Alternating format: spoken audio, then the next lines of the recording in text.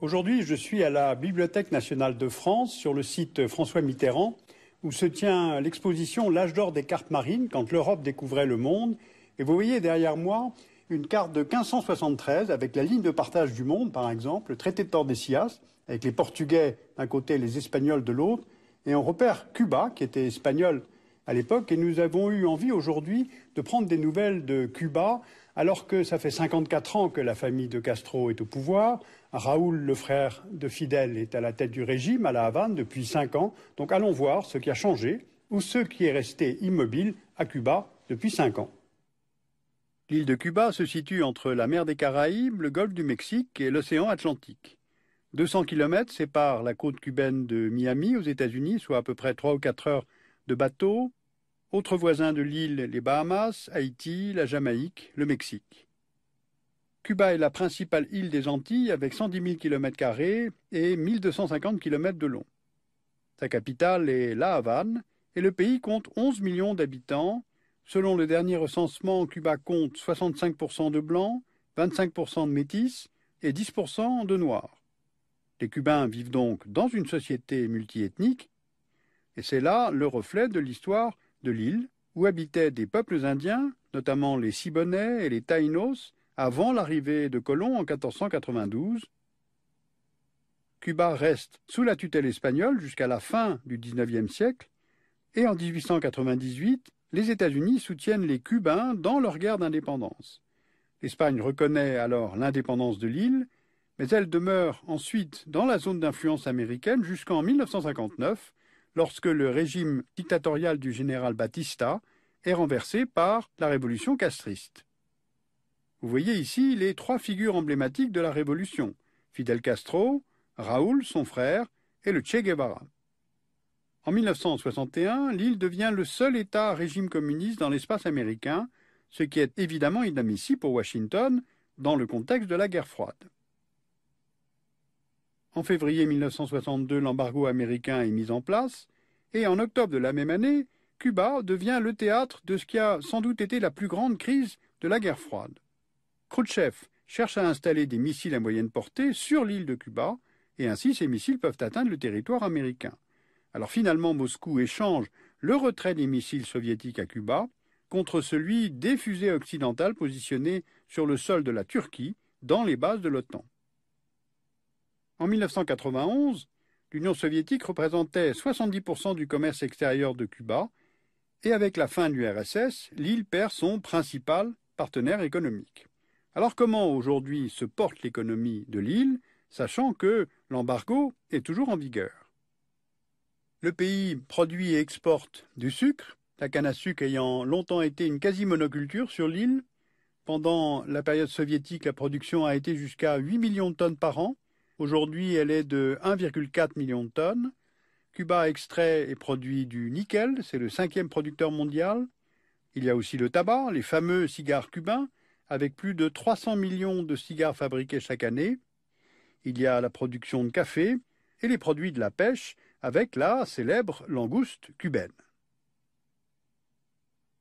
En 2011, Cuba avait généré pour 4,5 milliards d'euros de recettes d'exportation, 25% allant vers la Chine, 21% vers le Canada, 7% vers le Venezuela et 6,5% vers l'Espagne. Côté importation, cette fois, 2 fois plus importante que les exportations, le Venezuela fournit 38% d'entre elles, devant la Chine, l'Espagne et le Canada. L'île importe du pétrole, surtout du Venezuela, qui lui fournit plus de 100 000 barils par jour à des taux préférentiels. Et en retour, les autorités cubaines mettent à disposition du personnel médical. Il serait près de 30 000 professionnels de santé cubains au Venezuela. L'île importe 80% de la nourriture qu'elle consomme. Cela s'explique par une sorte de double échec du régime.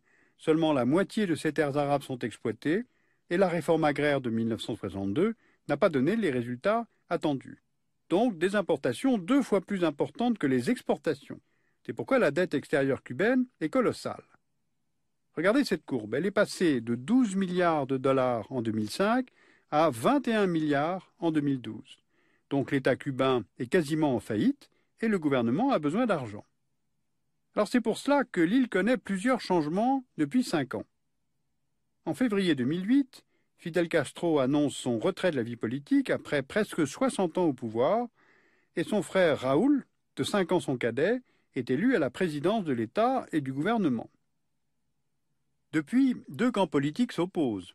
D'un côté, la frange la plus traditionnelle du Parti communiste cubain, c'est-à-dire les partisans de Fidel, hostiles à toute tentative de libéralisation de l'économie, et de l'autre, Raúl, moins fidèle à l'orthodoxie communiste que son frère, souhaite actualiser le modèle cubain, avec une sorte d'évolution à la chinoise, maintien du régime de parti unique et libéralisation économique.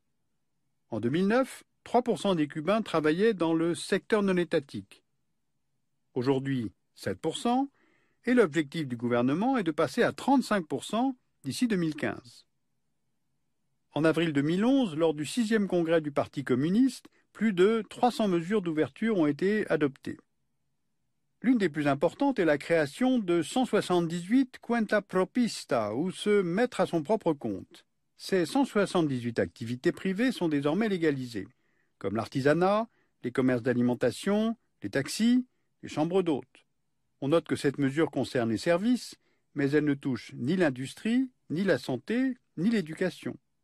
Le gouvernement cherche à s'ouvrir à l'initiative privée, mais le principe de accumulation du capital reste impossible. En somme, la concentration des richesses reste toujours interdite. Alors, vu le niveau de la dette, l'État doit trouver des liquidités et cherche des capitaux étrangers. Donc, autre changement, Cuba devient une destination touristique en pointe et même à la mode. Voici les 8 régions de développement touristique prioritaires et le nombre de visiteurs sur l'île a presque doublé en 10 ans. Regardez Bajadero. L'essor du tourisme à Cuba a commencé ici, dans les années 90, dans cette presqu'île de plus de 20 km de long située à l'est de la Havane. Aujourd'hui, 2 nouvelles marinas sont en construction sur les îlots voisins, selon les mécanismes de l'économie mixte. Les terres et les murs sont propriété de l'État. Les commanditaires et investisseurs étrangers, surtout espagnols, peuvent détenir 49% des parts des sociétés d'exploitation et les 51 autres appartiennent au secteur public cubain. Les tours opérateurs financent des salaires cubains à des niveaux quasi occidentaux, lesquels sont versés à une société nationale cubaine qui, elle, paye les employés cubains, mais à peine plus que les autres travailleurs sur l'île.